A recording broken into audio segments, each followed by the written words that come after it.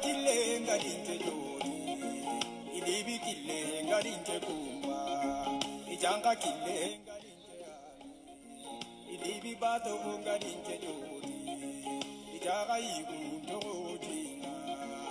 yetali gore koda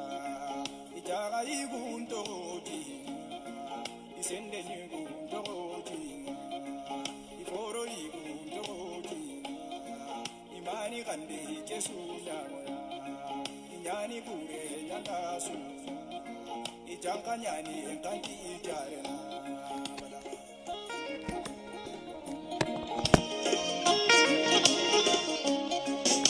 inga yanka abiki.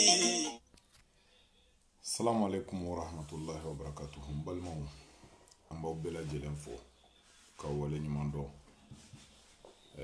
kaw fo aka cesir la kaw fo ka faso kanuna faso en kanu be mogo la ya rabbi ala be mina la ki deme akera fama nga nyina make wati na ke jogodo sabla fami ko ala ka latige uchera anga fami mogo chamama ambe do ke uni e wa islam su bela jelenye monsieur Camara dogo saba cha akera fama de Camara depuis c'est vrai mon segal agibu gindo ewa nga foli ba bela jelen akera tile fla ya me do ke bamba to ye ala ka ya fauni islam su bela jelena banko kitimin ala ka noya anye sevenin bla ko bi amena kuma sinjini balmaw fe ewa point sabaka point folo o ye kartini na ko ye sabla kartini na ko halibi faka nyefo mogo ka famia maleon ka famia anka autorité mogo ka famia kartini na e degumi e flana ango ambe kuma président de transition ka e voyager minke kana France sabana angambe kuma mali ka nyeta balia anga hakilna fitini mi ambe kuma uka. Et puis ka foli di malien bema ka fo malien be ka do kenye e wan tumbe formation do la tleflena e wa formation ni de kunye ni chantier gri mobile walhamdulillah bi examen ke théorie ni pratique bela alhamdulillah ala ya no ya be do ke ambition be fenfena ala ka beta no ya ka fo malien fenfembe ni be cede la samu wa 100 ans 100 100 hali san kelen de niya ke cede la ka fo ko franci i ka compte de formation na be fo ko CPF yanne o ka se abe fo de ko RD10 R de formation mais depuis 2014 et 2015 loi changera ka ke compte CPF ye i ba télécharger i ba besoin katika patron voir de i ba télécharger ni ya télécharger franci en tant que be bara la i ka droit de do gouvernement be cotisation min ni patronat ba bla ni gouvernement be o temps de formation dima i yere ta de do na o yere ma ta no fe patron ta nye fa yede o RD formation na be fo ko compte CPF i ba télécharger a sebendro ko compte mon compte CPF ni ya sebendro bi ka carte vitale numéro de sécurité sociale ibo do ni yo don wakati mina i ba ye wari hake min bi ka compte de formation konona la ibe formation demander ibe évolution demander ibe soro do ye 100 ans ke bara la uta don 100 ans bara ni ka damina 2015 la iye bara ke yoro mina ibe ka patron ibe attestation i b'a fɔ a ka attestation de RD diff a k'a d'i ma ou bien i b'i ka san laban fiche de paye lajɛ novembre la point hakɛ min b'i bolo parce que o wagati la RD diff nin kun ye point de ti à 40 points 50 points 60 points donc n'i y'o fara i ka 2015 san duuru nin ka san o san 500 € de bɛ jigin i ka compte de formation kɔnɔ n bɛ nin f'aw ɲɛna bɛɛ t'a fɔ de mais ne b'a f'aw ɲɛna kɔnɔrɔnjɛlenya la ne ka formation bɛɛ ka sara wari hakɛ min na n yɛrɛ de b'a dɔn a dɔrɔmɛ kelen ma bɔ ne ka poche kɔnɔ mais a kun bɛ n ka compte de formation kɔnɔna la i b'a sɔrɔ dɔw ta bɛ 2000 € 3000 € fo ka taa se san i ka RD diff tɛ tɛmɛ 5000 € kan donc 5000 € ni n'i m'a utiliser san mana se waati dɔ ma a bɛ bloqué de gouvernement tɛ c'est-à-dire a tɛ ta en compte quoi donc mɔgɔ caman t'a dɔn wa a tɛ fɔ mɔgɔw ye donc ni kɔni ye n dɔn k'a ye dɔrɔn ka ɲɛfɔli kɛ wa sinji ni balimaw ye kɔnɔrɔnjɛlenya la maliyɛnw kɛrɛnkɛrɛnnenya la maliyɛnw a ye formation kɛ kalanko t'a la expérience ko don a ye formation kɛ hali minnu bɛ nettoyage formation bɛ yen donc c'est très important ka diplôme sɔrɔ ala barika la bon yɛrɛ fɔ man ɲi komi an tɛ sɔn ka kuma wa n ma taa école la ani tɛ kodɔnw tɛ kelen ye wala école tagali ka ɲi kalan ka ɲi complément don hali ka cours kɛ ka o bɛɛ i bɛ se ka o bɛɛ formation kɛ o tuma la k'o f'aw ye kɔnɔrɔnjɛlenya la ka dɔn tuguni ka dugawu kɛ sinji ni balimaw bɛɛ lajɛlen ye n tɛ activiste ye mais wagati dɔw la ni diɲɛ yɛlɛmana an ka messagew bɛ tɛmɛ ni sira minnu ye an bɛ to ka kuma olu ka dɔɔni ni an seko n'an damayɛrɛ ye parce que an b'an ka contribution de kɛ jamana ko la depuis 2012 ne bɛ baara yɔrɔ min na n ye samedi dimanche baara n ye n ban k'a kɛ i n'a fɔ ni mɔgɔ minnu ka limaniya sabatira u b'u ban juma baara ma cogo min na k'a fɔ ko f'u ka baara u ka taa juma seli yɔrɔ la u b'u ban seli wagati baara la cogo min ne ye samedi dimanche baara bila n ka baara yɔrɔ la ka sababu kɛ Mali donna crise kɔnɔ ça c'est ça n'engage que moi n y'o ŋaniya ta n ko n ti baara kɛ samedi ni dimanche sabula faransi ko ɲɔgɔn yew ye samedi ni dimanche ye donc o de y'a to n tun bɛ terrain ka wagati bɛɛ mais wagati dɔw nana se n ye analyse caman sɔrɔ Mali ko taabolo la ka fɛn caman bɔ fɛn caman kalama n ma regretter dɛ sabula j'ai appris beaucoup de choses j'ai compris beaucoup de choses bi n bɛna kuma carte ɲina ko kan n'aw ɲɛ b'a la k'a daminɛ depuis 2016 n delila k'a fɔ an ye manifestation minnu organiser waati tɛmɛnenw na an balimakɛ Sidi de Genève a ye ne contacter mois de décembre kɔnɔna la ka ɲɛfɔli kɛ n ye u ye démarche minnu kɛ carte ɲina ko la jɛkulu caman bɛ yen ne ye min fɔ a ɲɛna k'u ye don min jate minɛ k'a fɔ ko u bɛ manifestation kɛ n'o ye le 10 décembre ye vraiment j'ai pris l'engagement et de m'engager avec cette équipe pour pouvoir continuer à faire mon mieux ka continuer n bɛ se min na doni min na n bɛ se ka kumakan minnu fɔ k'o fɔ n bɛ fitinin min kalama k'o fɔ n taara ye fana o kɔfɛ groupe wɛrɛw sigilen don Mali la Faransi yan yɔrɔ wɛrɛw la minnu bɛ carte ɲina ko liti la fɛn fɛn ko sama binni de b'a wɔrɔ kari mɛnɛmɛnɛ binni de b'a wɔrɔ kari a fɛn fɛn bɛ carte ɲina ko liti la degun de b'a bɛɛ kan komi n delila k'a fɔ cogo min na i n'a fɔ IBK ko kɛra cogo min na jɛkulu 3 de farala ɲɔgɔn kan IBK ko la jɛkulu dɔw nana parce que olu m'u ta sɔrɔ jɛkulu dɔw nana parce que olu bɛ ta ɲini na jɛkulu dɔw nana parce que u y'a ye IBK ye accord jugu minnu signé il faut que o Mali ka bila 0 de la pour que segin ka kɛ o accord ninnu kan pour que an ka se ka jamana ka k'an yɛrɛ ta ye parce que IBK a bolo de kun sirilen don après u y'a nɛgɛ k'a senw siri donc o bɛɛ ye ɲɔgɔn sɔrɔ aw yɛrɛ y'a ye IBK tagalen kɔfɛ mɔgɔ dɔw bɛ yen mankan ni fɛn donc ta ɲini b'a caman na dusukasi b'a caman na mais minnu ta ye Maliko yarabi an b'a ɲini Ala fɛ Ala ka an n'olu sabati an bɛna don carte ɲina ko sujet la le 10 décembre an ni avocat maître Ali ani bon mɔgɔ intelligent caman ni intellectuel caman ani mɔgɔ engagélen caman ni jamatigi caman farala ɲɔgɔn kan k'a fɔ droit de l'homme journée n'o ye le 10 décembre ye ka manifestation organiser bon komi n y'a fɔ cogo min na ni gɛlɛya bɛ na bɛɛ bɛ wuli n'i ka gɛlɛya ye o kɔfɛ n'aw bɛɛ ka ŋani ye kelen ye aw bɛ baaraw kɛ ɲɔgɔn fɛ wa hali n'aw ma baara kɛ ɲɔgɔn fɛ aw bɛ se ka ɲɔgɔn dɛmɛ wa ka duwawu kɛ ɲɔgɔn ye mais ni nana maliyɛn pour que mali tɛ taa ɲɛ ni nana o analyse yɔrɔ la ni ala sɔnna ma n bɛ o kumaw n bɛ ɲɛfɔli kɛ olu kan carte ɲina ko an ye ci fɔ faamaw ye k'a f'u ye dogo la k'a f'u ye bange la an ko gouvernement de transition ka an lamɛn carte ɲina ko a kelen bɛ réseau de ye dɔw fana ka sɔrɔ de b'a la africains degelen don min na maa kelen ka jama ni yɔrɔ minɛ k'a bila i kun n bɛna expérience fitinin dɔ f'aw ye parce que wagati dɔw la n'i ma kuma maaw tɛna faamuya n tɛ kuma n yɛrɛ kan ne bɛ baara yɔrɔ la ne ye syndicat ye an tun bɛ déménager an ka baara yɔrɔ tun bɛ déménager a y'a lamɛn dɛ n ko baarakɛlaw ma n ko patron ma sisan n b'a fɛ wa ani syndicat ɲɔgɔnw ye ne de ye proposition kɛ parce que anw bɛ baara kɛ en équipe har ni hakilina bɔra maa kelen na jama de bɛ fara ɲɔgɔn kan k'a la avancer ɲɔgɔn fɛ n ko n b'a fɛ i ka 2000 euro di baarakɛla kelen o kelen ma mɔgɔ 100 ani mɔgɔ 20 de tun kan ka bɔ site kelen kɔnɔ ka na dépôt kura kɔnɔ a don na réunion na u yɛlɛla ne la hari n baarakɛɲɔgɔnw yɛlɛla na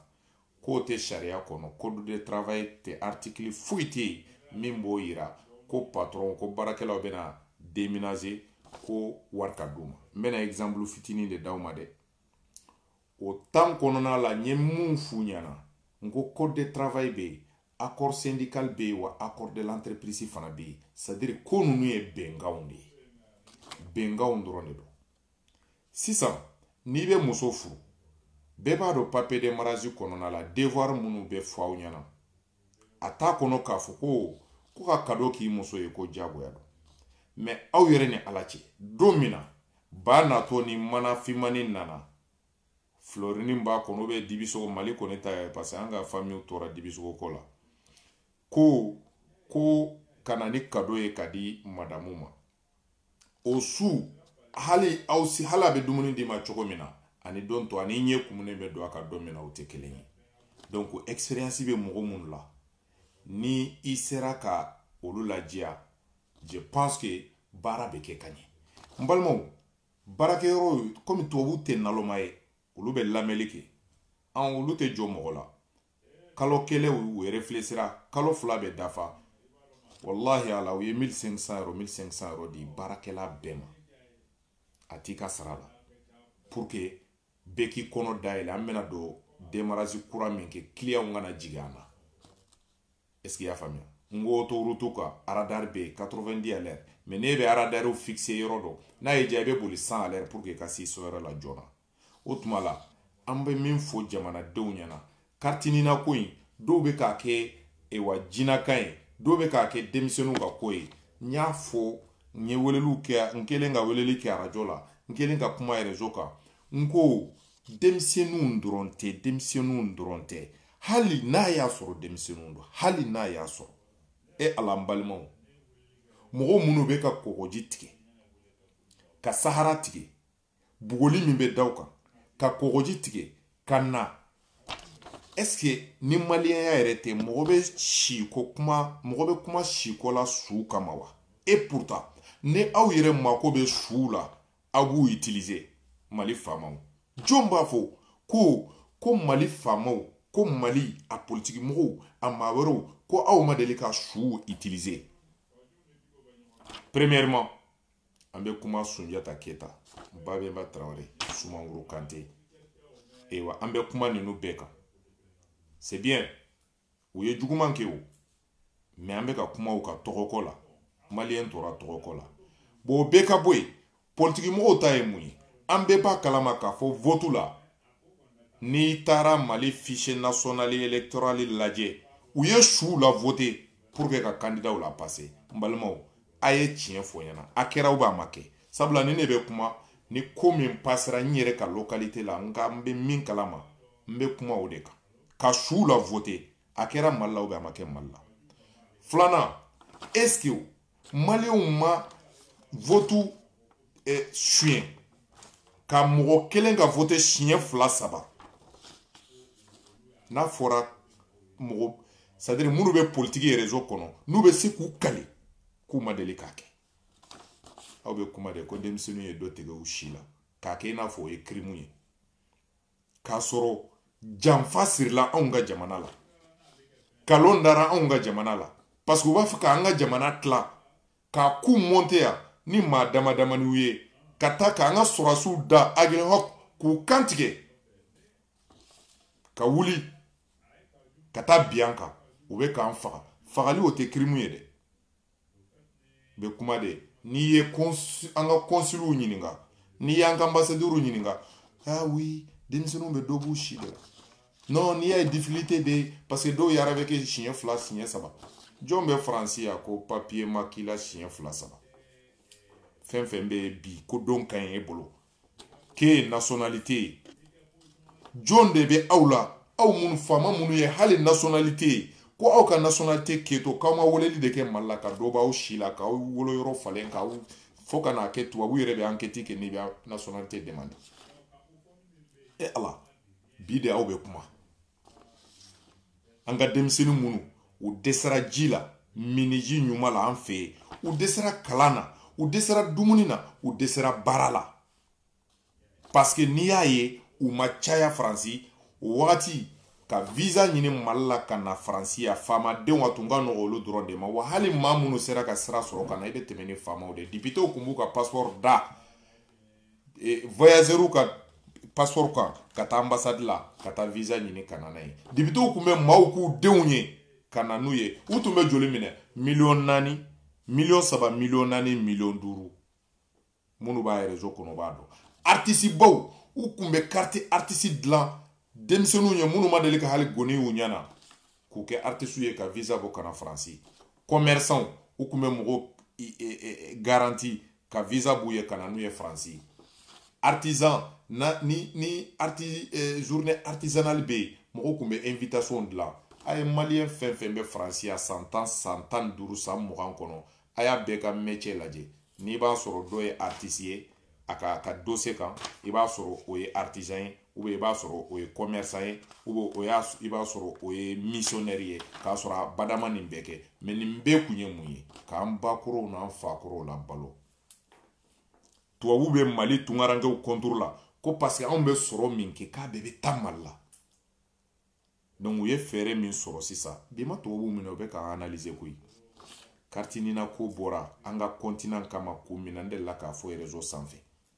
parce que waati la n'u y'i minɛ u bɛ taa n'i ye consulat de la laissez-passer bɛ dilan ka d'i ma n'aw minnu b'a kalama laissez-passer Union européenne dilanna maaw hakili la analyse de diɲɛ ko bɛɛ ye n'an y'an ka kuma dɔw fɔ mɔgɔw bɛ mais laissez-passer Union européenne dilanla min kama parce que ni an tun bɛ fɛɛrɛw fɔ ɲɔgɔn na ko n'u y'i minɛ k'i ka taa Mauritanie n'aw taara ye i b'a fɔ k'i tɛ Mauritanie ye Mauritanie consul b'a fɔ k'a t'i dɔn u bɛ taa n'i ye Sénégali o bɛ wolofokan f'i ye b'a fɛ k'a t'i dɔn n'u bɔra polisiw ni mobili jɔlen don u bɛ bɔ n'i ye o la u b'a fɔ ko ko a ma se ka yɛrɛ ko ni Afrique de l'Ouest consul ninnu si fɛ parce que Mali ye Mauritanie Sénégalais Ivoire an bɛ ɲɛdaw ye kelen ye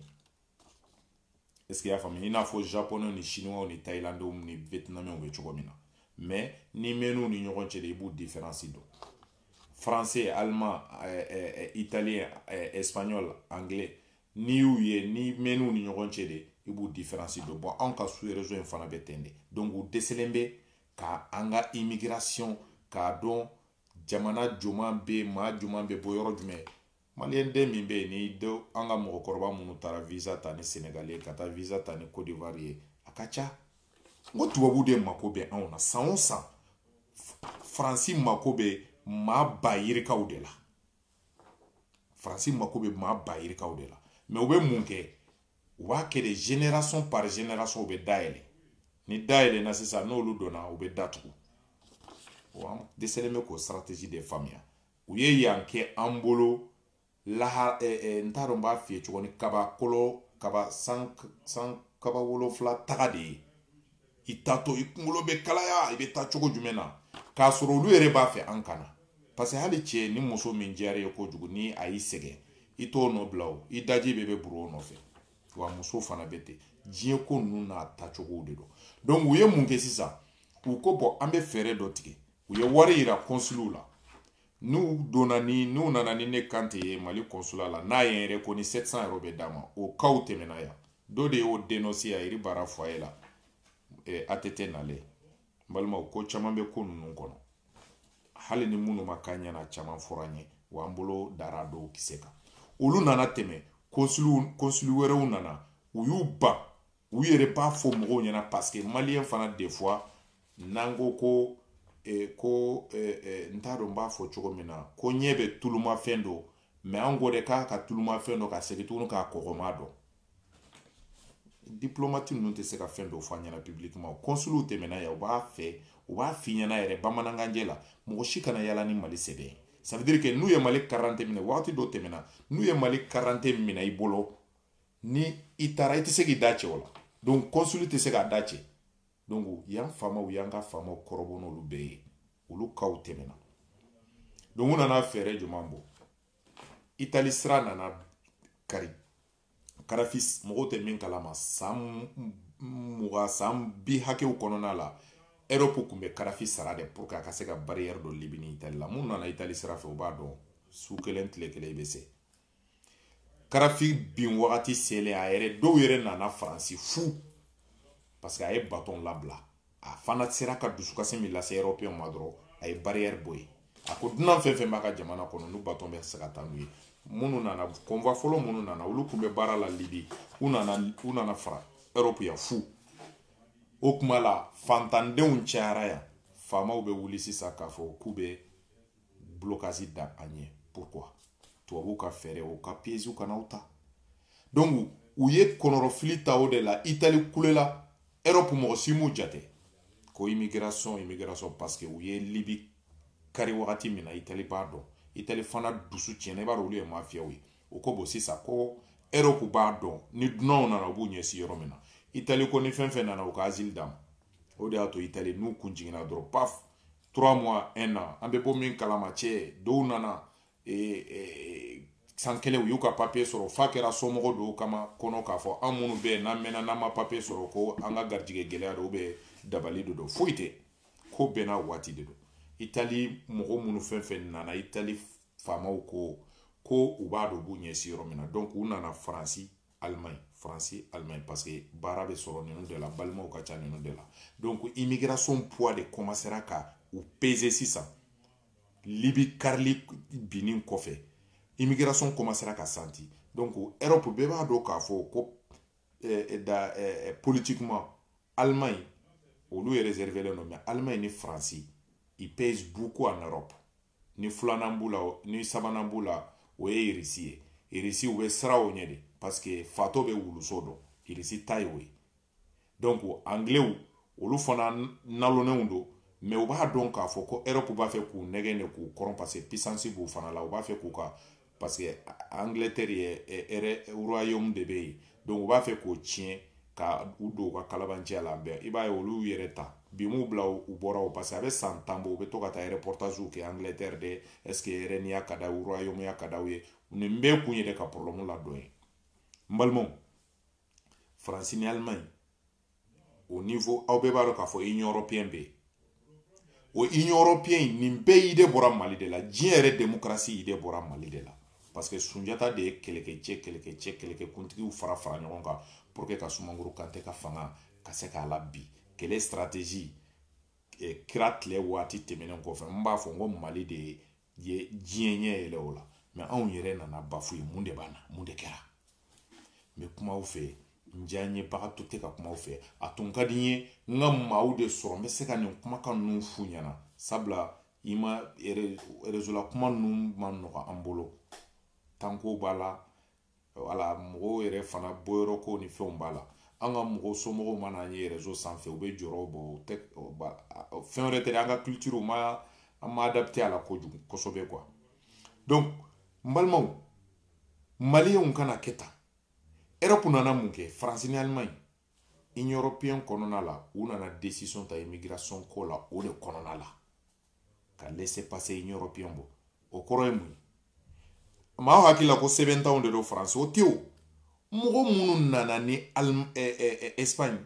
ani Italie de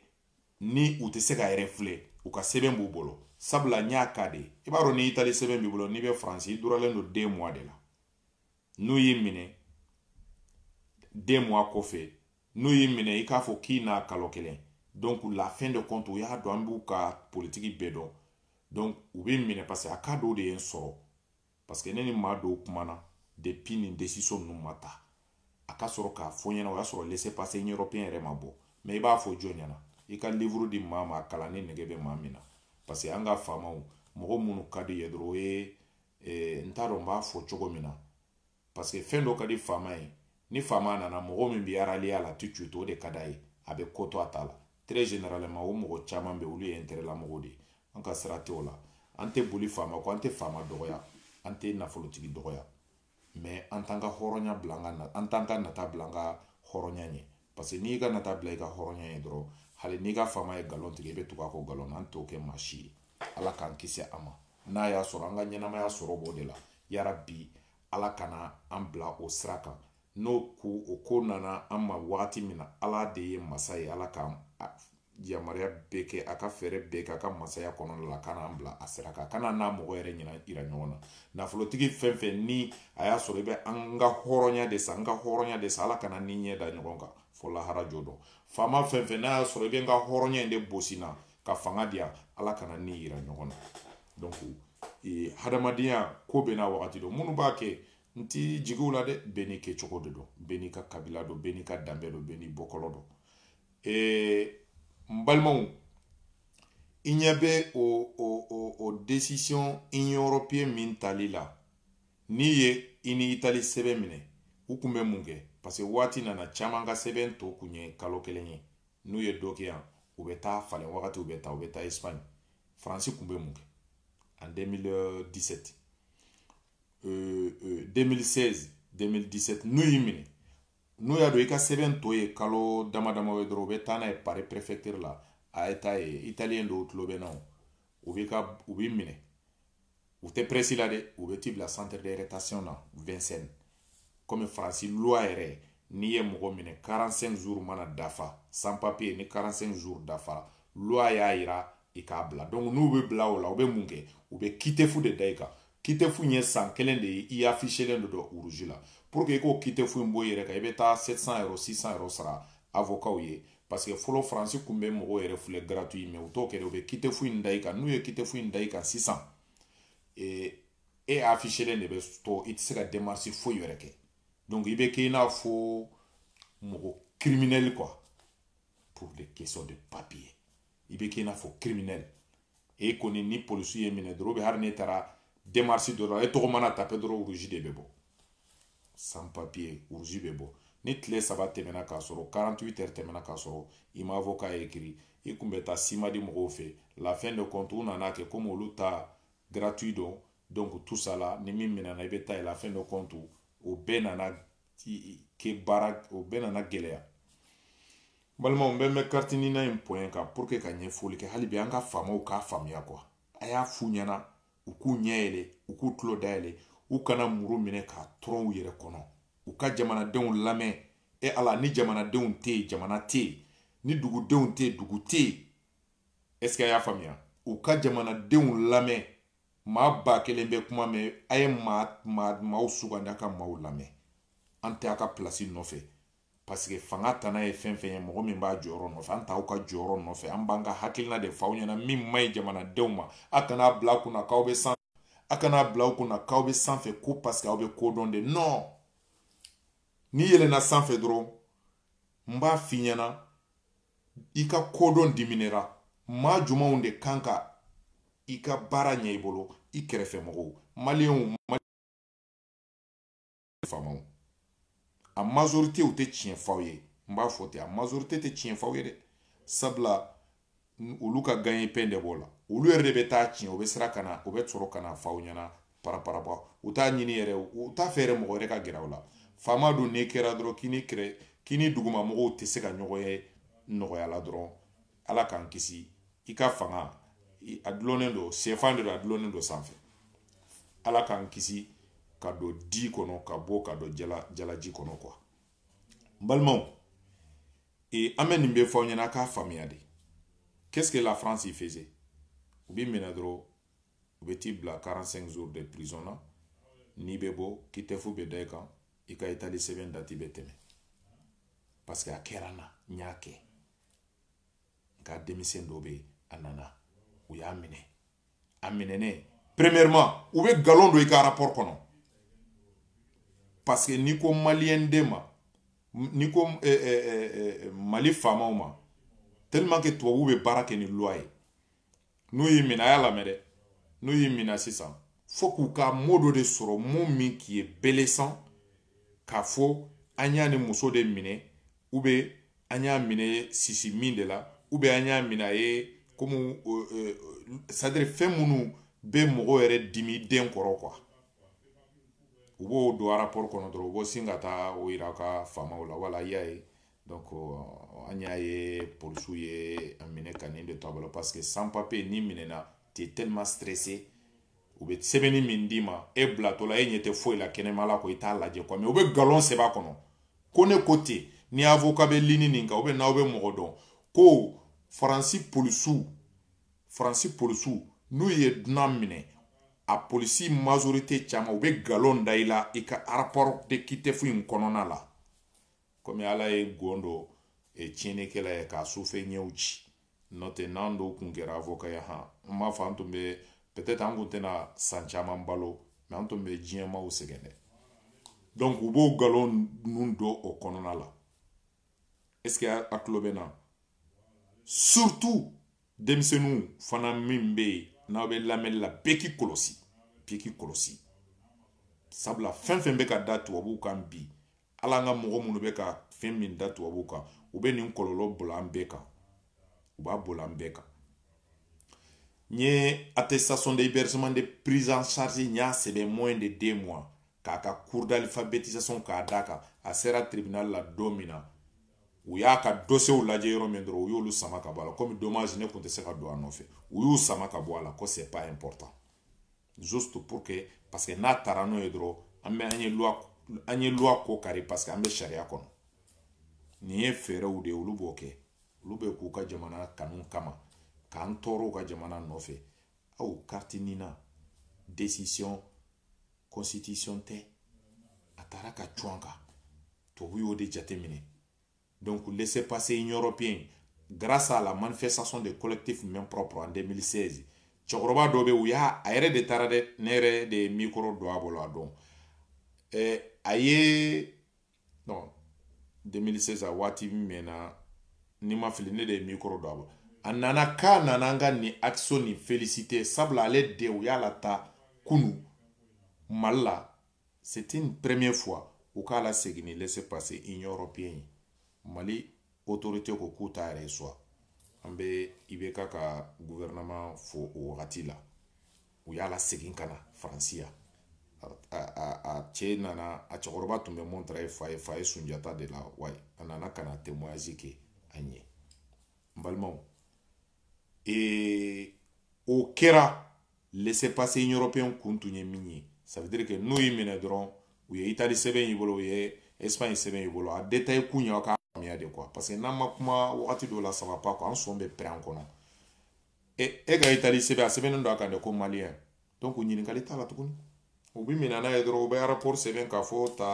tu as un papier de Schengen mais t'as pas droit de dépasser 3 mois et 2 mois en France t'as dépassé 3 mois donc tout de suite u bɛ fili ka taa donc a donna k'e ye malien ye wa n'u b'i bila ka taa u t'i ka papier don i bolo dɛ parce que n'u b'i refilɛ u b'i ka sɛbɛn ɲuman ninnu u b'olu dogo de u b'i ka papier in garder Faransi préfecture de kɔnɔ donc e bɛ kɛ bolo kɔnɔ fɛn de ye n'e sera i ka jamana kan e bɛ taa di e ta bɛ kɛ yɛrɛ ɲini de ye donc psychologiquement tu deviens traumatisé ni ko an ka taa sariya fɛ kow bɛ kɛla an ka jamana ɲɛmɔgɔw ni an bɛ jamana minnu kɔnɔna la mais n'a kun y'a sɔrɔ ko sariya bɛ mɔgɔ min na k'a kan tigɛ de mais an bɛ commencer an ka faamaw ni ayiwa an ka jatigiw la mais c'est dommage comme u ye privilégie dɔ di jamanadenw ma an bɛ se ka kule parce que ni mɔgɔ fana tɛ kule démocratie diya tɛ faamaya la quoi donc an bɛ bɔ ko k'an ka droit défend machin mais n b'a fɔ aw ɲɛna bi n balimaw diɲɛ n m'a fɔ ala ta kuranɛ n'o tɛ diɲɛ sigilen don mɔgɔw sigilen don kalon de kan puissance foyi tɛ diɲɛ la fo aw ka ɲɔgɔn minɛ nafolo ka k'aw bolo visionnaire ka k'aw la aw ka kɛ ɲɔgɔn fɛ n'aw kɛra ɲɔgɔn fɛ u bɛ siran o de ɲɛ mais n'u y'aw diviser dɔrɔn k'aw tigɛ ɲɔgɔn na dɔrɔn c'est fini bon hɛni dɔ de donna maliyɛnw ni ɲɔgɔn cɛ a bɛ komi u y'a pikiri de kɛ an na quoi hali n'a fɔra k'a fɔ ko kɔma bɛ kɔngɔ d'ailleurs n bɛ profiter ka mamadu kɔma fɔ ka umu watara fɔ aw fɛn fɛn bɛ ligne kan monsieur Sangare petit frère n b'aw bɛɛ lajɛlen fɔ a ye video nin n bɛ yamaruya di bi a ye video nin partager sabula n ko n tun bɛ formation de la tile fila in na alhamdulilayi formation ye résultat kɛra positif ye je suis vraiment soulagé anw ta hɛni donna ni ɲɔgɔn cɛ n'an b'a dɔn k'a fɔ ko karisa de bɛ se ko la maître Ba merci beaucoup merci pour ton engagement pour le Mali depuis des années ça c'est ma sœur on a une combattante à Monesque Marseille mara kɔnɔna la tellement que an ma deli ka se an ma deli ka yen tɔgɔ mɛn mais ni de ye maliyɛnya ye n'i bɛ yɔrɔ o yɔrɔ i k'i imposer sabula maliyɛn muso n'a bɛ yɔrɔ o yɔrɔ a bɛ muso 100 sanfɛ maliyɛn cɛba n'a bɛ yɔrɔ o yɔrɔ a bɛ cɛ 100 sanfɛ i bɛ yɔrɔ o yɔrɔ i imposer mon grand Aruna Traoré merci beaucoup merci pour ton combat pour l'avenir du Mali pour l'accord d'Alger surtout e fana bɛ yɔrɔ min na Strasbourg de do bɛ Mulhouse de do bon n bɛ to ka ɲina quoi comme an ye marakaw ye i bɛ yen mɛn an ye yen tɔgɔ dɔn k'a sababu k'i ye i ye cɛba dɔ ye Abubakar Goïta mon frère bon comme n tɛ sɔn ka n teri de ye n tɛ sɔn ka Goïta fɔ parce que bi maliyɛnw dɔw bɛ Goïta fɛ dɔw tɛ Goïta fɛ n'i ko Goïta dɔrɔn a bɛ fɔ ko Asimu Goïta ka mɔgɔ de ye Eve Keita courage merci beaucoup et là je sais même pas comment je peux vous remercier Tidjane Sangare l'homme fort n'y faut la lutte continue ok an bɛ taa vraiment an bɛ taa ni stratégie ye jama cayara alhamdulillah n b'aw fo n bɛ continuer ni kuma ye Fofana Alassane vraiment n b'aw fo Astan Diallo an bɛ ɲɔgɔn bolo wa merci pour ton combat panafricanisme donc tubabu ala tubabu bɛ ko dɔn mais aw b'a dɔn k'a fɔ hadamaden n'an bɛ wolo bɛɛ ka hakɛ tɔ dɛ an bɛ wolo ni an dusukun bɛ komi kɔɔri mugu an bɛ wolotɔla bɛ na ni taabolo min ye Strasbourg ok merci beaucoup Aruna c'est Strasbourg ok Youssouf Doucouré bonsoir merci donc mais an bɛ bilema tubabuden farafin ta o bɛ taa la sini wa tubabu caman bɛ yen bilahi farafin bɔnsɔnw don n bɛna o misaliya dɔ d'aw ma ne ka tubabumuso furu sisan ne denkɛ ka kɛ métis ye o métis in ka tubabumuso furu olu den fana couleur bɛ yɛlɛma olu fana den ka o y'o tɔgɔ tununen de ye u bɛ farafin tɔgɔ bɔ a la ka tubabu tɔgɔ k'a la wa kodɔnnaba ninnu bɛɛ majorité bɔnsɔn ye farafin ye jɛya ni fiɲɛ in tɛ yɔrɔ ko kɔrɔ wɛrɛ foyi t'a la climat kɛcogo kɔ e b'a dɔn ne bɛ bɔ Mali la wagati min ne kelen i n'a fɔ charbon mais ne filɛ nin ye yan foyi tɛ climat de don nɛnɛ jikalan an golo bɛ changer o dɔrɔn de don est-ce que a y'a faamuya bon n'i bɔra Mali la ka taa sigi Sénégali hali n'i jɛlen don i denw bɛ anw fɛ an ka dugu la daramɛ dɔw bɛ yen olu ye surakasiw de komi ni ne tora k'a f'u ɲɛna wagati dɔ an bɛ kelen n'o tɛ surakaw de don murutanɛw de don mais u kɛlen bɛ k'u imposer an ka yɔrɔ la ko alimamiw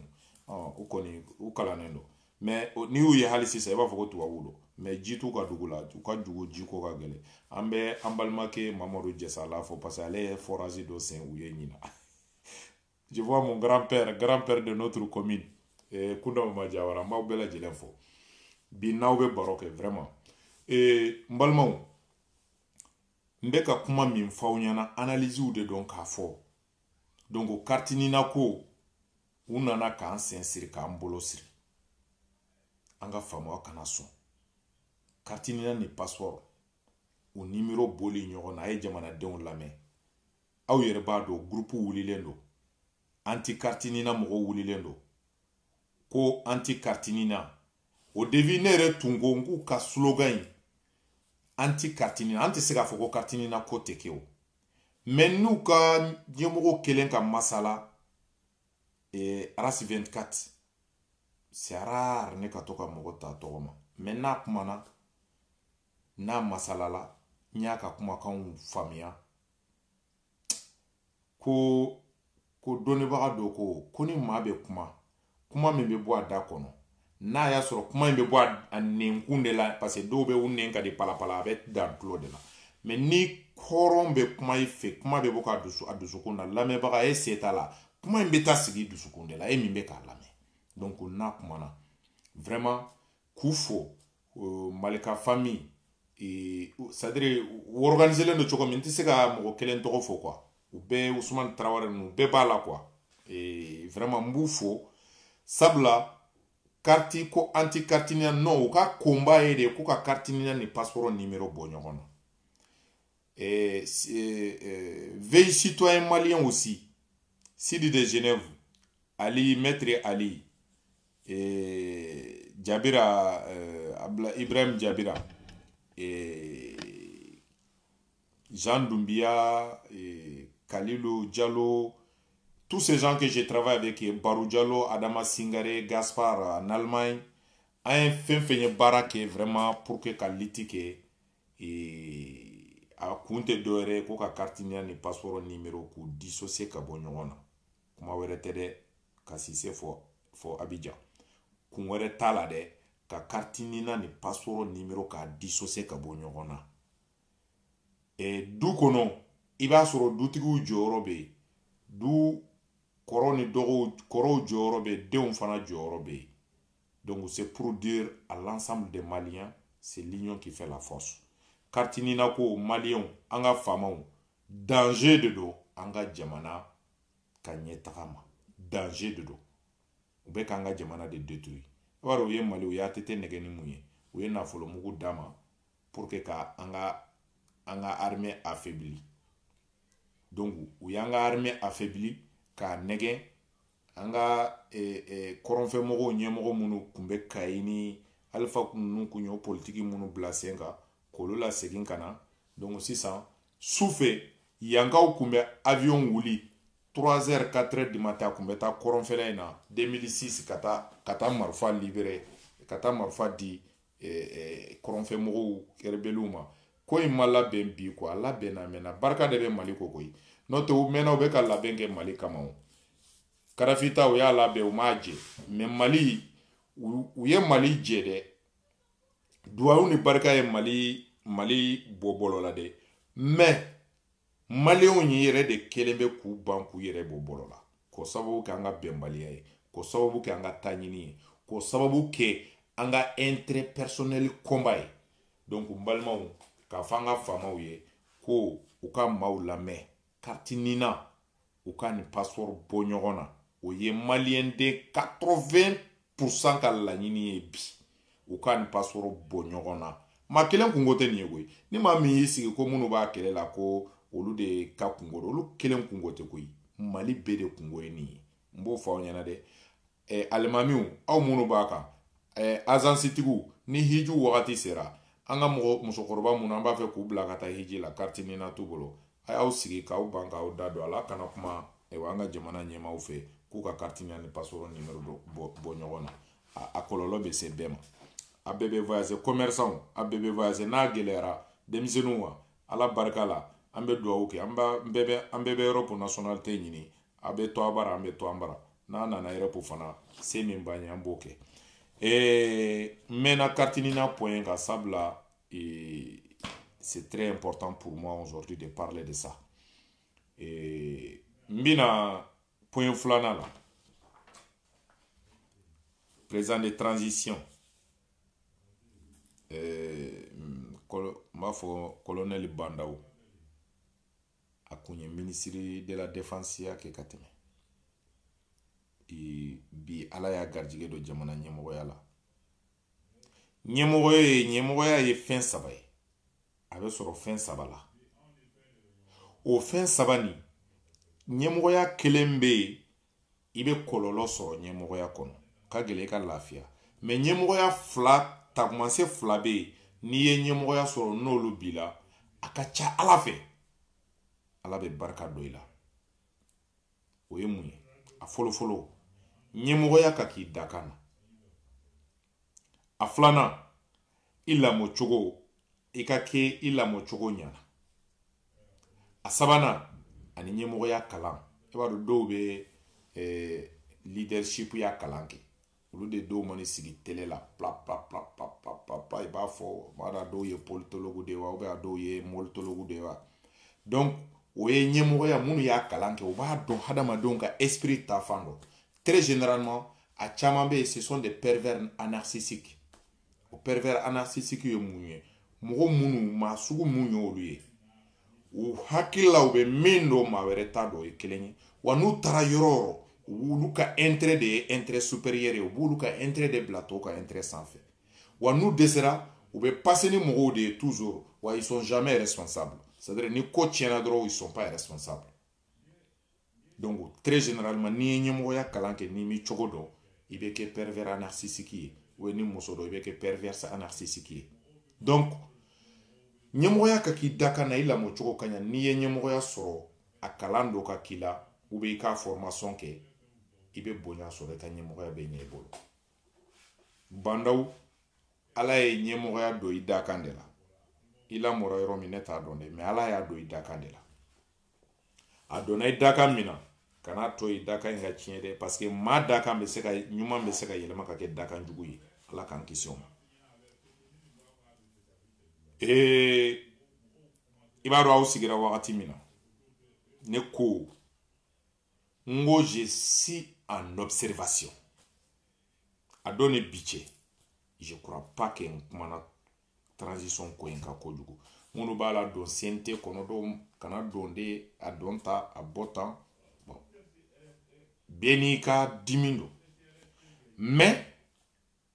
ne ka observation a ma ban dɛ, mais a ye min yira n na n bɛ n'o de f'aw ye transition kan. n ka observation ye min yira n na, yarɔ n k'aw ma maa min ka di faama ye n'a nana fanga la wagati min dɔrɔn minnu bɛ fɔlɔ ka na u b'a ka samaraw jɔsi, u b'a ka dulokibaw ta nɔfɛ, u b'a étouffer. hali n'a nana président patron, yarɔ maliyɛn tora président ya nɔfɛ. président ya tɔgɔ hali association maliyɛn association président o tɛ taa ni aw ma busan t'a nɔfɛ. moi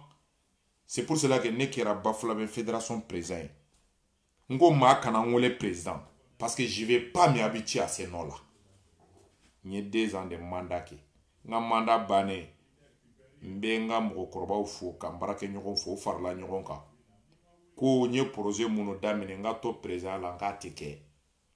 n ko don kelen tɛ da ne ka mandat kan. n ko ni dɛsɛra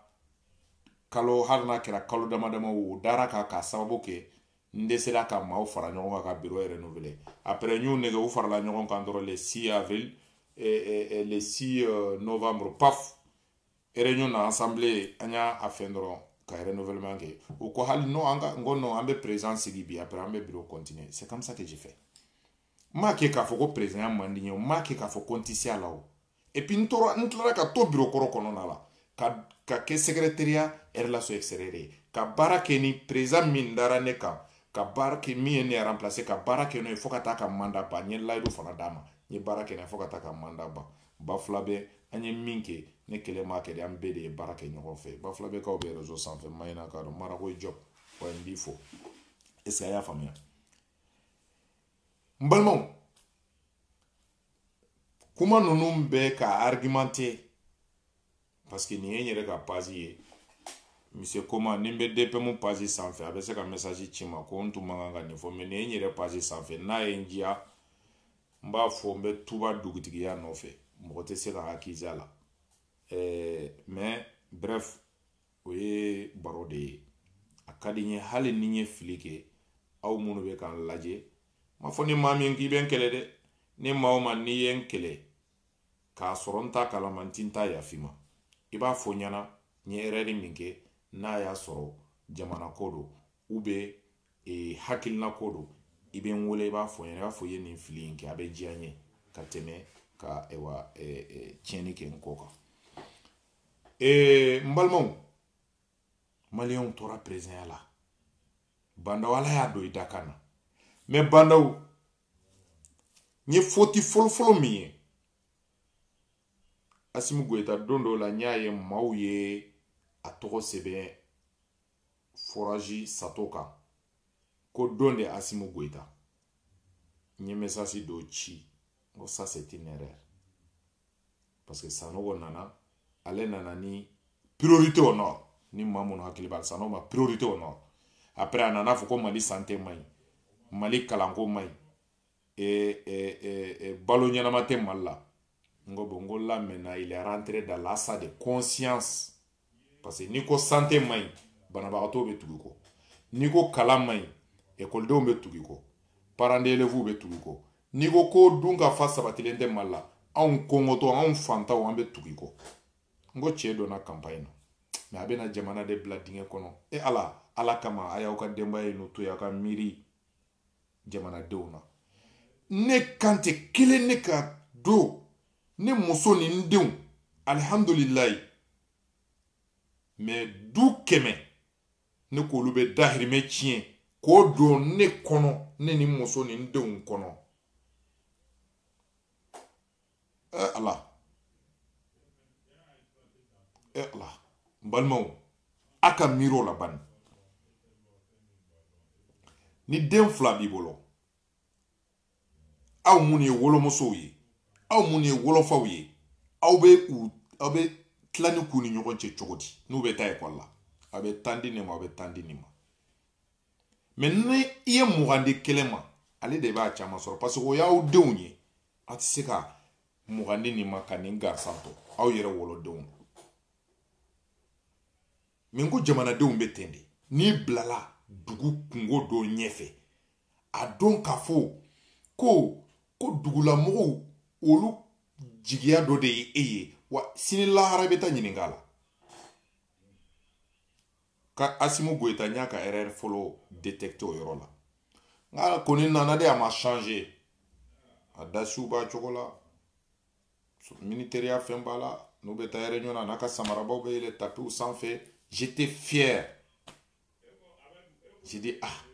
mais laban tɛ nin na mais ɲa b'a la waati ni tɛmɛnen na a donna costume la bref n bɛ an balima tuaregi dɔw fɔ nin na dialogue national la a ko ni surasi minnu nana sisan sini n'an y'olu bila ɲɛmɔgɔya la olu bɛna don costume na est ce que minnu fana bɛ terrain kan olu man'o ye a bɛ kɛ cogo di kuma nin hakila mɔgɔ caman m'a faamuya donc militaires a ye poste tila aw ni ɲɔgɔn cɛ wage réconciliation na défense la président d'assemblée la cɛ yɛrɛ la a imaginera cogo min a kɛra ten an b'aw fo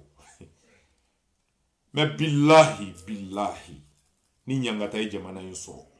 transition mɔgɔ an t'an ta yafa ne kan tɛ ne ti n ta yafa fo ka taa dugukolo mɛlɛkɛ hali n su tɛ yafa aw ma ministre des Maliens de l'extérieur ministre des collectivités territoriales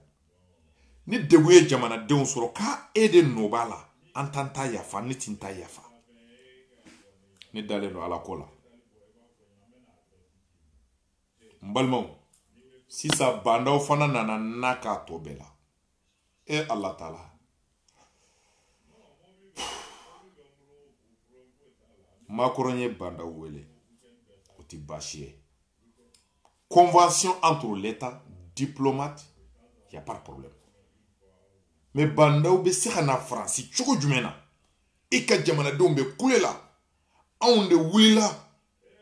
e ye jɔyɔrɔ min sɔrɔ e y'o sɔrɔ anw de sababuya la e bɛ se ka na faransi cogo jumɛn na k'i ɲɛsin Élysée ma ka bɔ Élysée kɔnɔ ka segin Mali la i ka nako fɔlɔ la Ça m'a marqué. Ça m'a fait... C'est-à-dire, Ningwa est marqué, ça m'a fait mal. Macron Moraya, ka voyage follow. A tuna malla. Ibeka ya moke. Macron ye moke. A tara jigi ni norde. Kata jigi, kaka sorasu. Ambeyo ye.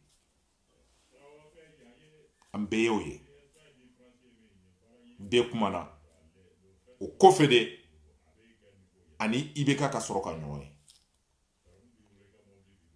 Président Bandaou. E nana Francia n'a y'a sɔrɔ ni ambassade ye ɲɔgɔn ye n'a y'a sɔrɔ ni malien wɛrɛw ye ɲɔgɔn ye olu tɛ malien représenter dɛ sabula malien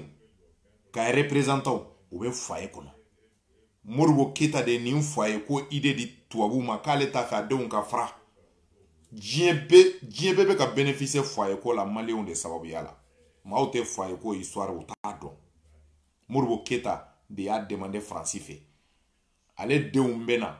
tungarankeya la ya mais u ka système de foyer jɔ pour k'u kana fara mais u nana nɛgɛn k'an b'o bɛɛ kɔnɔna la e bɛ se ka na Franci yan ah Bandaou ça c'est une faute très grave wallahi grand frère Kouyaté galon tɛmɛ bol la et Kouyaté mbi fofo Gabon Libreville. Ça c'est notre fierté de la fierté de la commune de Djala et fierté des cercles de Bafouladé. Et Kouyaté nyamakala mi abi ibolo daraba fo jogo mi ibolo ni 500 billet nyesine ama abaka chie finyana soit iba dama ou ba fo ikatani ga wari. Et Kouyaté merci. Je te salue jusqu'à Gabo. Donc, Bandaou kana Francia. Kafoko, ko rencontre manina fe, rencontre nyina fe, mbado utara Franci ka o diaboliser ou yede.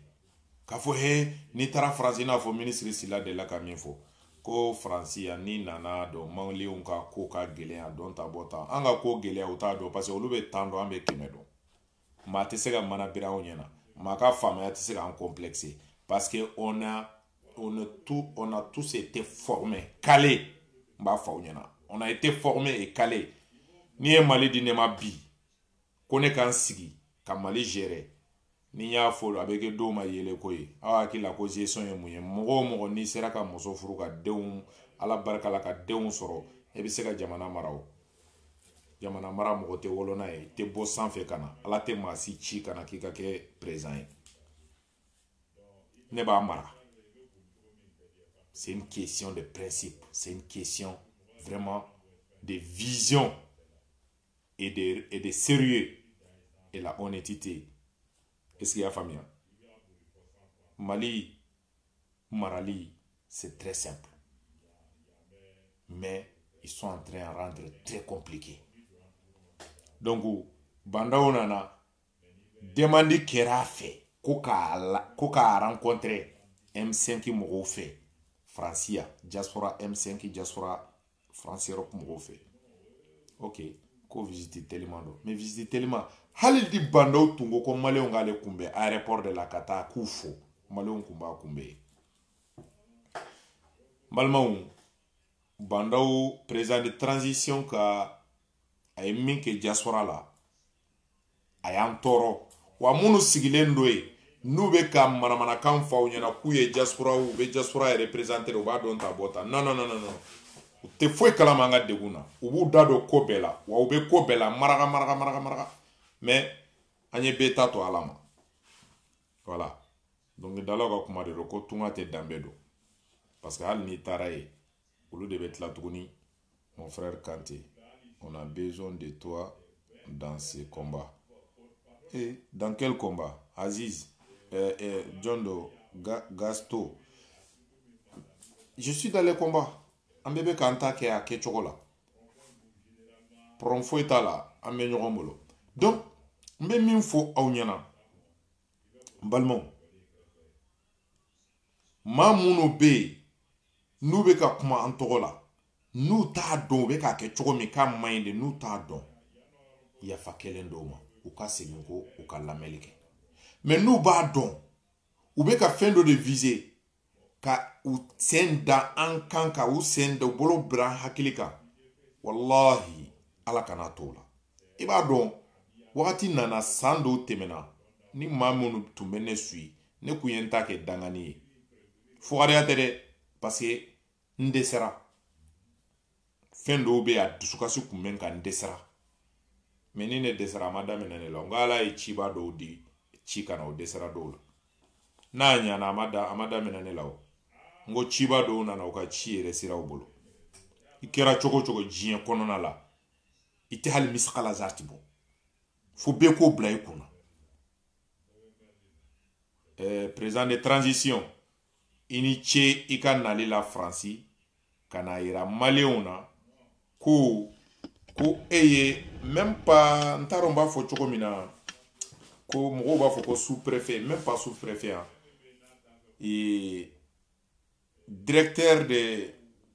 un directeur nommé quoi dans une entreprise. Cela n'a pas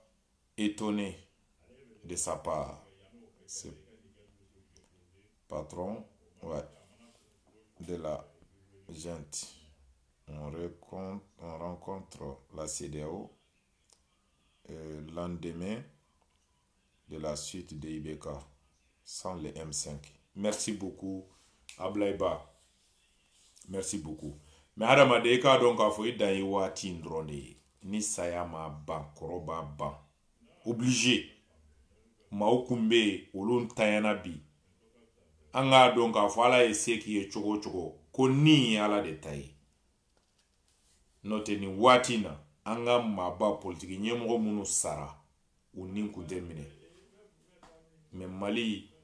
leader ko tɛ Mali la entourage ko de bɛ Mali la sabla quand tu deviens leader au Mali tu seras entouré par que des gens d'intérêt personnel que des gens pervers narcissiques ou te fendo kungolobaya la k'a sɔrɔ foyi t'u kungolo la ala barika la an t'a fɔ maa tɛ se k'i yɛrɛ juger ala de bɛ bɛɛ juger mais ko san 10 faligɛ n'i ma falikan mɛn i bɛ sira fara caman dɔn n bɛ bɔ bandaw ka discours kan sabula n b'a dɔn wallahi maa min bɛ fali wotoro dɔn n'i ye mobili bolila bila ka na k'a ka fali wotoro boli kan'a jateminɛ dɛ ko wotoro bɛ siri dɛ a tɛ se k'a siri transition mɔgɔw ninnu bɛ ne bolo o cogo de la quoi ka tila u nana nomination min kɛ moi je suis pas contre u ka nomination sabula jamana nana kɛ den binna a bɛ kasi la bɛɛ jɔlen don a kunna il fallait que dɔ k'a ta mais an kun t'a dɔn ko den in de bɛ ta ka taa a bila i ka so kɔnɔ k'a k'i ta ye an ɲɛ bɛ o ko de natɔ la n'i kumana dɔrɔn parce que sensibilité min bɛ yen sisan les pays étaient tellement sensibles i bɛ ka ko nana kɛ kɛlɛkɛla fila bɛɛ sɛgɛlen de kun don ala de bɔra i bɛ ka kɔkɔrɔ parce que a ye maaw janfa a man ka minnu janfa kɛlɛkɛla bɛɛ sɛgɛnnen don waati la bɛɛ kun b'a fɛ lafaralibaga dɔ ka na o de kɛra M5 mɔgɔw ani i bɛ ka gouvernement ta ye kɛlɛkɛla fila bɛɛ kun sɛgɛnnen don bɛɛ kun b'a fɛ mɔgɔ dɔ ka n'o lafara o bɛ sɔrɔ k'i kanto ko n y'a to ye e kama n y'a to ye e kama bɛɛ hakili la ko min ye kɛlɛ lafara a bɛ tila ka na ale ka jo d'a ma ou bien a bɛ tila k'ale ta a ye kɛlɛ kɛ min nɔfɛ k'a d'a ma o de ye M5 mɔgɔw sɔrɔ M5 fana kun falen don nataba dɔw la nka bɛɛ ta ma daga ma ci da la mais a ma dabila dɛ M5 RFP Diaspora Europe nous sommes en préparation. Nous sommes en préparation. Sabla, hadamaden ni amanya k'a fɔ k'i kan ka sa cause noble la. Parce que n'i y'a ye maaw bɛ jihadistes bɛ u bɛ siran o ɲɛ o man ca o parce que olu ni de di saya ma. e ma hal ni ye karato do soro iri kono ibe sran ka fo e cha e ni to isa ka karaka na sema parce que allait décider il a rien à foutre donc no wati na se jamana deuma ambo labe munula amina ye donc ni gouvernement de transition par exemple ne bole maragadugu la kana bamako hali katara idala ngo mogo de kumbe bla nofe pour que katara idala mogo de tumbe bla nye ka sotramanta mbeta wani mena so mogo de betla nkelen tisigana mais la fin de compte nana ke chogodi nkelen bitara idala mbado sikoro ni sotraman beta yoro men ngumbe abitele no yoro mi mbado itato ibe sotramanta kata yoro mina nana ke sa mbeta moto la nana ke nyere be mobili mbeta mobili la wa faransi fana bete ma hakila ni bora burusu kono kana dron burusu kono mo ambo ke nyugunto fe e ma tubabu ye ni bora na fora dro ki ye mali i bora burusu kono kana ite tuo kamera o de kadi patroni parce que ba don sérieux bila intelligence bila savoir faire bila mais maléon be nyugu burusu kono mo wala aya la jege faransi président joli temena nou ye capitaliste ye donc ni capitaliser ko ne na compliqué soit bis e anye bmawogawe bon go be dundia donc mbalma o korote ka foko mbe bamago ka ya contour la de non ni bamago kay ni maraka dugu kay bafula be cercle kay ni kay ni male ni kidali kay kuma de lo ka fa nyana ka famia ni ay mbe do analyse mali kono ni ay mali te katanye parce que y'an fara de ka jamanadenw tige fanga la ka fanga mɔgɔw fana k'u bila sara dɔ kan min b'a to jamanadenw bɛ tɔɲɔ association kunda politiki kunda diinɛ kunda fanga kunda bɛ nata majorité nata bilalo ka hɔrɔnya ɲɛ donc e bɛna mun de kɛ sisan patron ka mission patron de mci patron yi ci mina iboke don remena do misali a chamana ka faw nyana wala sa video kana se lere flanu no ma biye ka baro nyoya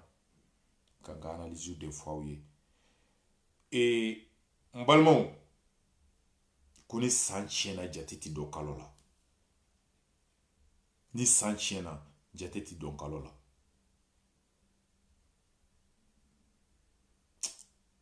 nama fara ɲɔgɔn kan nama ɲɔgɔn minɛ fɛn bɛ yɛlɛ an na ɲin tɛ min na e bɛ bɔ kidali ne bɛ bɔ kayi dɔ bɛ bɔ Sikaso mais mun na an tɛ se ka bɛn hɛrɛ min bɛ sɔrɔ i bɛ taa n'i ka sara ye Sikaso ne bɛ taa ni ta ye kayi nin bɛ taa n'a kayi mais pourquoi an tɛ se ka bɛn parce que les Maliens n'ont pas appris à travailler ensemble. Sunjata kunye uruya togo bole na togo do na histoire kona akila ko diplôme ko bac plus 10 de kuma bolo mengo bengande do sabla ukanga sumanguru keleni fere miye Sunjata sera ko fere ke u benaka ambeke masai même limite do kumbe Sunjata la le kunte tema ukan sabla targu do no ya fanye chogomina Sunjata kunye masai mais Sunjata kunte se ka décision foi ta mande dugu kolo ka kamara uko ani jamu munu gerlala wa kamara kunte ke mande nyemɔgɔ ye o de ato kamara do be mande u ya fo cogo mina o do dimina parce que a kɛra cogo be tina son ɲɔgɔn fɛ olu ma sɔn ka to mande olu do tara maraka dugu yan faw na n'olu ye do tara ke kabolo ye do tara gidimaga yan faw na a fɔra nye cogo mina Sumanguru ka fanga bine Sumanguru dogoge o y'a ta ke tagali ye o tara maraka dugu yan fa na ko gidime ale sigiyɔrɔ tara benyema anw bɔra o de la kante numu be a hɔrɔnw be numu ya komi métier kundo parce que manden ko kunye benganw de est-ce qu'il y a faamuya ina fo Sisoko jeliw be a hɔrɔnw be donc n'a fɔra ko kante be numu te dɔrɔn a faamuya k'a fɔ an ka ko ninnu bɛɛ ye bɛnkanw de ye n'o tɛ tubabu numu bɛ yan tubabu jɔn bɛ yan tubabu jeli bɛ yan mais tubabu taw artistes ni fɛnw bɛ yen mais ça veut pas dire que ça c'est une je sais pas mon t'a dɔn b'a fɔ cogo min na o kɔrɔ tɛ k'a fɔ ko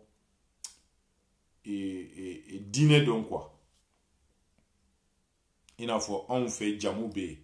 mais n'i taara arabula jamu tɛ yen donc wagati dɔw la hadamadenw an hakili bɛ gɛrɛn de quoi a ko dabɔra a kama de n t'a dɔn u y'a dɔn an ka vaccin de kɔnɔ wa je ne sais pas. Sunjata Keita bɛnkan minnu sigira jamu hakɛ min tugura ko ka kɛlɛ kɛ bɛɛ ni yɔrɔ dira ma donc n'i ye Mali ka bɛnbaliya ninnu ye ɲɔgɔn ta ye baliya dɔn est-ce que y'a faamuya mais ni kɛlɛ bɛ yen wagati min na an b'an tɛgɛ de di ɲɔgɔn ma kɔrɔnfɛmɔgɔ ninnu man ca koyi depuis daminɛ an b'a fɔ ko 5% non mais 5% in ye ɲɔgɔn minɛ u ye ɲɔgɔn minɛ n'u ye hali galon tigɛ u bɛ tugu ɲɔgɔn kɔ mais anw minnu ye 95% ye an farafaralen don a hakili la k'an farafaralen don ko groupe bɛ ye 5% 5% an ka groupe tɛ hali 3% 3% bɔ donc 5% nana poids nana tɛmɛ 95% na qui est perdant maa jugu mana na k'i ka kɛlɛla farala ye e hakili la o kɛlɛ bɛ jajɛ la wa bana furakɛli ka nɔgɔ a dɔn wagati la hali ni kunkolodimi commencera k'i minɛ i bɛ doliprane ta a bɛ don ɲa la mais n'i y'a bila f'i kunkolo fasaw bɛɛ ka wuli migraine ka don a la i ka dɛsɛ ka dumuni kɛ pompier de bɛ n'i ta wa traitement min bɛ d'i ma o tɛ kɛ tile kelen traitement ye dɛ o bɛ kɛ semaines ni kalow de wa jamana ko fana bɛ ten de mais mun bonnen de binna o kan danbe tɛ lajɛ bilen mara la compétence tɛ lajɛ bilen jɔyɔrɔ la c'est-à-dire hadamaden yɛrɛ ka moralité tɛ lajɛ bilen maa kelen ka hakilina bɛ se ka jamana mara maa kelen ka hakilina bɛ se ka jamana mara mais mun bonnen binna o kan maliyɛn bɛɛ bɛ ko dɔn n'a ye ɲɔgɔn sɔrɔ sisan n'u ye diplôme bɔ k'a ton remorque tɛ si maliyɛn ka diplôme kɔrɔ i t'i miiri diɲɛ diplôme foyi la n'a tɛ maliyɛn bolo n bɛna kuma dɔ fɔ aw ɲɛna a b'a vérifier sabula dɔ de y'a fɔ ɲɛna wa n dalen don a tigi la ko diɲɛ 2016 de a tigi ye kuma in fɔ ɲɛna ko maa mun diplôme ka diplôme ka bon ni diɲɛ bɛɛ ye maa saba a sabanan ye maliyɛn ye wa muso don a bɛ Montpellier famille Simaga don a b'a dɔn diplôme ye min ye médecine na bac plus 16 faransi tɛ se k'a ta sabula o tɛ se k'a sara ale bɛ taa ni mission par mission de a ka 6 mois mission o ye ne ni Umu Watara ka san 10 baara ye Nations Unies de bɛ olu ta bac plus 16 en médecine diɲɛ bɛɛ k'u mɔgɔ saba de kalannen u ka diplôme i b'a dɔn François Hollande m'a ale kun ye bac plus 10 de a sabanan ye maliyɛn ye diɲɛ ko ɲuman foyi tɛ yen ni maliyɛn dɔ t'a la n'i ye diɲɛ balontan na professionnels lajɛ i bɛ maliyɛn dɔ tɔgɔ sɔrɔ a la an ye Cheikh Modibo Jara tɔgɔ mɛn États-Unis ale fana nana u y'a don u kunna ko ka na jamana mara k'i ye NASA baara kɛ i ye physicien na yɛlɛ sanfɛ i ye physicien ye o ni mara ye kelen ye wa o tɛ kelen ye o maliyɛnw bɛ complexe dɔrɔn o de y'a to an ka mɔgɔ caman bɛ ne tɛ jigin an ka leader révolutionnaire caman na dɛ sabula maliyɛn de bɛ mɔgɔ ka tɛmɛ i yɛrɛ ka dɔn ta kan parce que hadamaden kunkolo cerveau ni a sera ka se yɔrɔ dɔ la dɔrɔn i bɛ sin ka fili i yɛrɛ ma o de y'a to firawuna tun bɛ ala dɔn a b'a dɔn ko ala bɛ yen o mais tellement que a yɛrɛ y'a dɔn a ye kafiriya min kɛ a ye ningiliya min kɛ maaw a sera ka maaw nin dɛrɛ donc a y'a yɛrɛ kɛ ala ye an ka karamɔgɔ ninnu fana bɛ ten de tellement u b'a dɔn k'a fɔ n'i ye dulokiba dɔ ka jalamugu don i kana ka kɔlɔsi minɛ maliyɛnw bɛ u bonya nka cɛ i m'a ye jamana bɛɛ kɛra karamɔgɔ ye jamana bɛɛ kɛra karamɔgɔ ye n'u bɛ don o kan dɔrɔn u bɛ samara bɔ salamu aleykum i ma n'i sulu i ma n'i fi ɲɔgɔn ye dɔrɔn i y'a bila ala ya place la ne bɛ karamɔgɔ fɔ dɛ n bɛ karamɔgɔw bonya dɛ mais ne tɛ karamɔgɔ fusiya ni ala ye non mbi fama bonya nti fama dɔgɔya men ti sira fama ɲɛ ka ɲɛ do ala la dɛ min nafolotigi bonya nti nafolotigi dɔgɔya a ka nafolo y'a sɔrɔ cogo min na c'est pas mon problème o b'a ni ala cɛ mais nafolotigi ka hakɛ tɔ dɛ ne tɛ nafolotigi n ka nata bila n ka hɔrɔn ye nafolotigi ka bo kɛ n kan dɛ ne wolola don min na nafolotigi de ye ne ka denko ni saga bɔ ne wolola k'a sɔrɔ dɔrɔmɛ kelen tɛ ne fa bolo ne ma sa dɛ ala barika la ne fa kun bɛ n furakɛ n tɛ taa dɔgɔtɔrɔso la ala barika la ne ka ɲɛnamaya ka na n yɛrɛ sɔrɔ yɔrɔ kuya nafolotigi ma su kelen tɛmɛ ne ye dɛ mais o kɔrɔ tɛ ko n bɛ nafolotigiw contrôle la non sabula depuis kira tile la kira ye baara kɛ ni nin bɛɛ ye fanga bɛ mɔgɔ mun la nafolo bɛ minnu bolo maa minnu sabalilen don u muɲunen don hakilina ka ɲi est ce que y'a faamuya kira ye baara kɛ ni ninnu bɛɛ ye Seydina Ali ni Seydina Umar ni kun y'a fɔ dɔw yɛrɛ ɲɛna ko Umar bɛ tɛmɛ nin sira fɛ kafiri dɔw ɲɛna yɛrɛ u bɛ kilo ba yiri ka bila u n'o tɛmɛ sira cɛ Seydina Umar don dɔ la k'a ni dulomina dɔ bɛnna dulomina ni dulobuteli b'a bolo tellement que a ye Seydina Umar y'a jatigɛra Seydina Umar k'a ma ko nin ye mun ye a n'a ka sulenya bɛɛ a sina k'i kanto Seydina Umar ma ko ji de b'a kɔnɔ Seydina Umar ko ji a ko ayi parce que o kun t'a to ye o a k'a di an k'a lajɛ a y'a lajɛ dɔrɔn ala sina ka dulo ni yɛlɛma ka kɛ ji ye Seydina Umar ɲɛkɔrɔ a ko k'i kunna jɛra dulomina y'a sɔrɔ a ka dulo yɛlɛmana ka kɛ ji ye ala fana ka tubi ka bɔ silamɛya la parce que ala y'a sauvé a yɛrɛ ko ala ye ne sauvé ta sinon Seydina Umar a kun bɛ n faga a kun bɛ n kantigɛ Seydina Ali ale de kun bɛ dimi ko ka nafigi dɔw kantigɛ fo kira yɛrɛ b'a fɔ ko n'a to yen olu tɛmɛna Bubakar Sidiq olu minnu y'u ka nafolo ta k'a di fi sabilillahi nafolo kun b'u bolo donc diɲɛ bɛ taa ni nin fɛn saba in bɛɛ ye a fɛn naani in bɛɛ ye kira kun ye visionnaire ye a kun bɛ diɲɛ wuli diɲɛ laban wagatiw dɔn ala ka wahayu kun bɛ jigin a kan ala kun bɛ wahayu jigin a kan kuranɛ jiginna ale de nana d'ale de ma mais dɔrɔmɛ kun tɛ kira bolo wari kun t'a bolo mais a n'a ka fantanya bɛɛ ni waritigiw nana wari tɔn a bolo kɔnɔ ta dugu mana jɛ sini n'a ka tile kelen dumuni sɔrɔla dɔrɔn a b'a tɔ bɛɛ ni mais mɔgɔ t'i kɛɲɛ kira ma kira ka sahaba dɔw kun bɛ yen an tɛ u tɔgɔ dɔn kosɛbɛ ko Usama ta buni Yamama i b'i ka gundow f'a ye bɔgɔ de bɛ don a tulo la a t'a bɔ kɛnɛ ma donc n bɛ min fɔ aw ɲɛna n balimaw an ka ɲɔgɔn minɛ aw balimakɛ Mamadu Kante don n bɛ waso ni n bɔ yɔrɔ bɛɛ ka bɔ région de Kayi cercle de Bafulabe commune de Diala sisan sigiyɔrɔ bɛnnen don Badenko ma Kita mara kɔnɔ découpage de nana to commune tila ka kɛ commune ye mais balimaya découpage tɛ balimaya fara découpage nana an ka jamanaw tila mais découpage tɛ an ka balimaya tila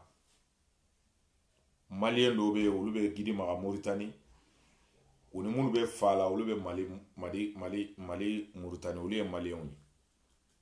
donc hakili de bɛ nin bɛɛ dafa donc n balimaw ka kumaw fɛ bi ma deli ka nin kuma ɲɔgɔn kɛ dɛ parce que wagati bɛ dimine de bɛna sigi wagati dɔ n bɛ kuma yɛrɛ n yɛrɛ mana ka video dɔw lamɛn n bɛ maloya mais bi hakilina wɛrɛw de nana wagati janw kɔnɔna la an réfléchira ka ko camanw faamuya ka na n sigi ka kuma n'aw ye kɔnɔrɔnjɛlenya yɛrɛ la mais sisan n ka bamuru da man di sabula maa kelen tɛ se kɔ la an b'a fɔ aw ye ka dugu ɲuman jɛ wasalamu